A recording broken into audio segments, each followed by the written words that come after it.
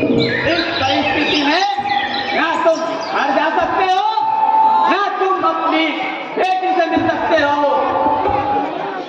तुम्हारे लिए आगे भी मौत और पीछे भी मौत।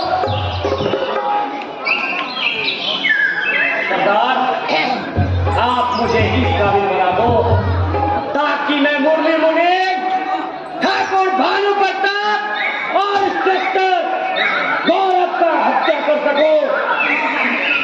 बाद में मेरी मौत भी हो जाए तो मुझे कोई गम नहीं है। मेरा दुश्मन और तेरा दुश्मन एक है सत्या, वह है ठाकुर भानु प्रताप। उसने ही ऐसी परिस्थिति से हम लोगों को गुजरने पे मजबूर कर देती है और इसका सरदार, हम लोगों का इसका बदला लेना होगा। और पहला निशाना होगा वो इंस्पेक्टर गौरव और दूसरा वकील जो 100 कमीना मरा है तो एक इंस्पेक्टर जन्मा होगा। देखो भाई, अभी हम लोगों के पास बंदूक और गोलियों की बहुत कमी है। पहले इसे पर्याप्त करना होगा।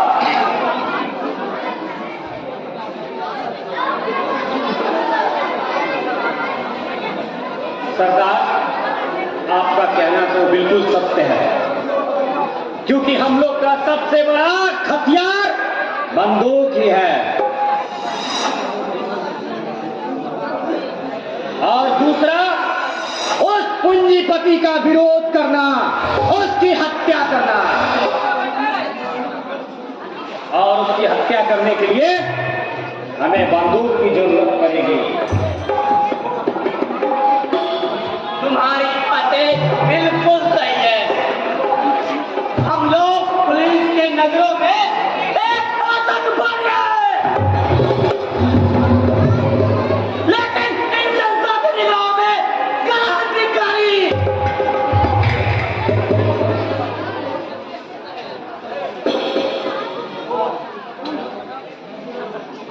कौन है तुम? अपना परिचय दो वरना कोई मार देंगे। नहीं नहीं, ऐसी गलती मत करना। आखिर तुम लोगों के पास कौन हो सकता है? वही ना जो इस पूंजीपति के द्वारा बताया गया भूत। हम भी तुम्हारे जैसे हैं। तुम लोग मुझे अपनी टीम में शामिल करो। गैर राजद्रोह का होता है। हम लोग क्रांतिकारी हैं। फिर तुम लोग कौन हो? मैं तो डाकू समझ के यहाँ पे आया था ताकि मैं भी डाकू बन सकूं।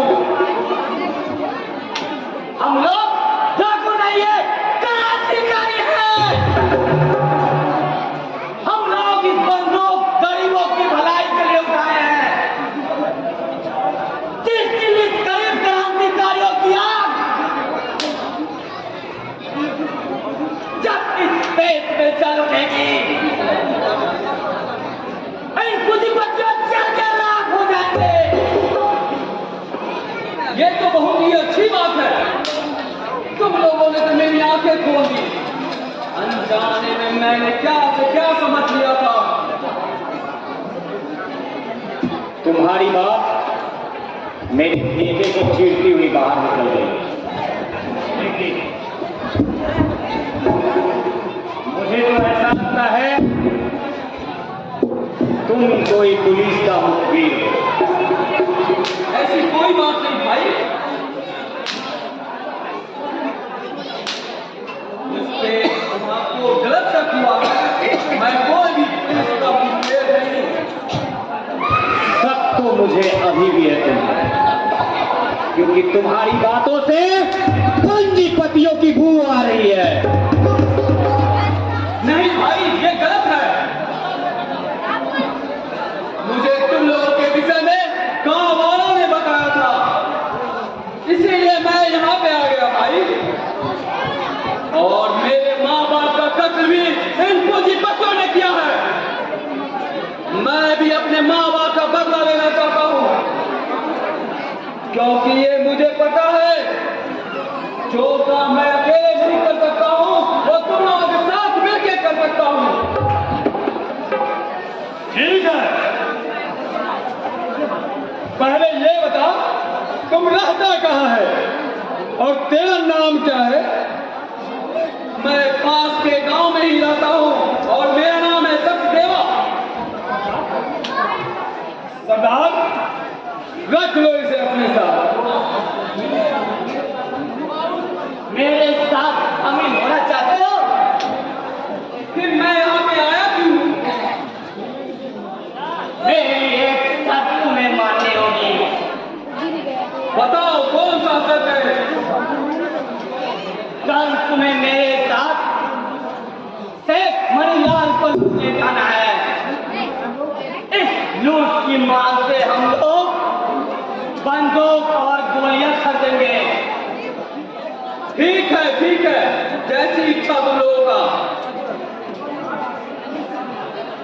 ठीक है, तो कल दिन के 8 बजे हम लोग इमली घाट के पास जाएंगे और वहीं से प्लान बना के आक्रमण करेंगे। लेकिन याद रहे, गोली सीने पे खानी है, पीठ पे नहीं। जो कल हमारे साथ नहीं जाएगा वो इन गरीब के साथ अन्याय करेगा और हमारे कानून में गद्दारों की सजा सिर्फ मौत है, मौत। ठीक है, मैं कल सुबह मिलता हूँ तुम लोगों से। ठीक है, जाओ। सरदार, आपको लगता है ये हम लोग के साथ आए हैं?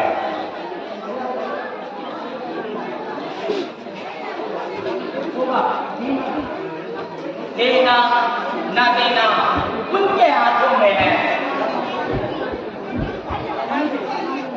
हमें जो करना है वो हम करके रहेंगे।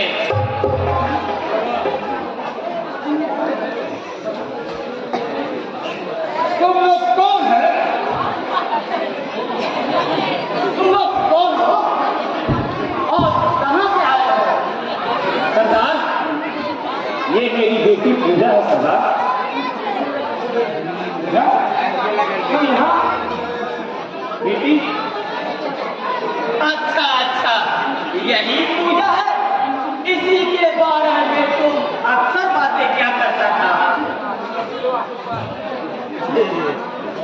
अच्छा, तुम बातें करो, मैं थोड़ा विश्राम कर लेता हूँ। जी सरदार। चलो सरदार। चलो, जय भवानी।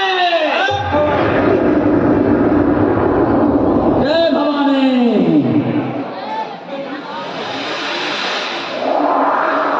बेटी, तुमको मेरे बारे में किसने बताया? हाँ? टेलीविजन, रेडियो और समाचार पत्रों में आपके फोटो छप चुके हैं पापा। वैसे बाबा ने मुझे सारी कहानी बता दी। इन्होंने बताया कि तुम्हारे पापा को फांसी की सजा हुई थी, परंतु वह जेल से भागकर आतंकवादी बन गए। गोगा आतंकवादी का चोला पहनकर इस पृथ्वी पर आया है, परंतु पुलिस गोगा को आतंकवादी समझती है। बेटी, तुम इस बेरहम दुनिया में अकेले कैसे रही बेटी? मैं तो समझ बैठा था कि मैं अपनी पूजा से अब कभी नहीं मिल पाऊंगा, परंतु तुम इस बेदर्द दुनिया में कैसे जंग लड़ी बेटी? तुम अपनी जिंदगी कैसे संवारी बेटी? तुम कैसे अपनी पढ़ाई लिखाई कैसे पूरा की बेटी? इस बूढ़े बाबा ने इन्होंने मुझे अपनी बेटी से अभी किया है। मुझे पढ़ा लिखाकर क्राइम ब्रांच का इंस्पेक्टर भी बना दिया। नहीं बच्चा, मैंने कुछ नहीं किया। ये तो सब पूजा का मेहनत का फल है। बाबा, आपने इसे पुलिस में भर्ती कराकर अच्छा नहीं किया। जो पुलिस मेरा दुश्मन है। आपने इसे पुलिस में भर्ती करा पहचाना। सभी पुलिस वाले एक जैसे नहीं होते पापा, और समाज में हर कोई कमीना नहीं होता। बेटी, पुलिस वाले ने जो किया था वो तुम्हें सब याद है ना? जिस वक्त अदालत में मुझे फांसी की सजा सुनाई थी उस वक्त तू भी तो वहां मौजूद थी बेटी। बाबा, मुझे तो पूजा को एक खतरनाक आतंकवादी बनाना था ताकि ये अपने मां का बदला ले सके। तुम्हें मालूम है बेटी, तुम्हारी मां की इज्जत भानु प्रताप ने लूटी थी। मालूम है क्या बीत रही थी उससे तुम्हारी मां के ऊपर? मालूम है? सत्या, भगवान पे भरोसा रखो। जो तुम्हारे साथ अन्याय हुआ है इसका फैसला भगवान करेगा। भगवान पे भरोसा रखो। मैं भूली नहीं हूँ पापा। जिस तरह नाग को मारने वाले का चित उसकी आंखों में उतर जाता है और नागिन उस आदमी से बदला लेती है, ठीक उसी प्रकार मेरी माँ के साथ भी जुर्म करने वाले का चित मेरी आंखों में उतर चुका है। मैं भी उसी के फिराक में हूँ। परंतु पापा, आप जिस रास्ते पर चल पड़े हैं उस रास्ते में हमेशा मौत और तबाही हाथ लगती है। ये तो क्या कह रही है बेटी? थोड़ा पढ़ लिख क्या ली, अपने बाप को शिक्षा देने चली। हाँ? ले जाओ बाबा, इसे यहां से ले जाओ। मुझे तो खुद पे बहुत गर्व था। जाओ बेटी, जाओ। अब मुझसे मिलने की तुम्हें कोई जरूरत नहीं है। मैं समझ जाऊंगा कि मेरा इस दुनिया में कोई नहीं है। जाओ। आप ऐसी बातें मत करो सत्या, सब ठीक ठाक हो जाएगा। भैया माइक पर बोला कीजिए। आप तो खामखा नाराज हो गए पापा। मैंने कोई गलत तो नहीं कहा। कानून के हाथ बहुत लंबे होते हैं। अरे तुम्हारे कानून के हाथ लंबे हो चाहे बौने, उससे मुझे कोई फर्क नहीं पड़ता। मुझे जो करना है वो मैं करके रहूंगा और तुम्हारी कानून मेरा कुछ नहीं बिगाड़ सकता। और जाओ, अपने पुलिस से कह देना अगर मुझे रोकना है तो मेरे सीने पे गोली मारे। जाओ।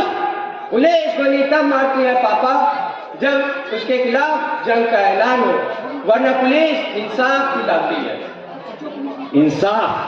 तुम्हारी पुलिस, जो पुलिस रिश्वत की बाजार में बिककर मुझे इस फांसी के तख्ते तक पहुंचा दिया, वो पुलिस मुझे इंसाफ दिलाएगी।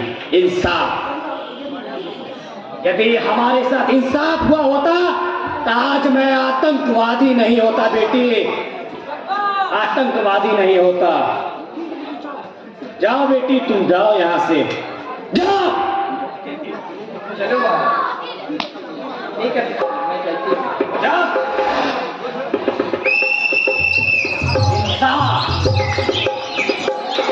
बहुत बहुत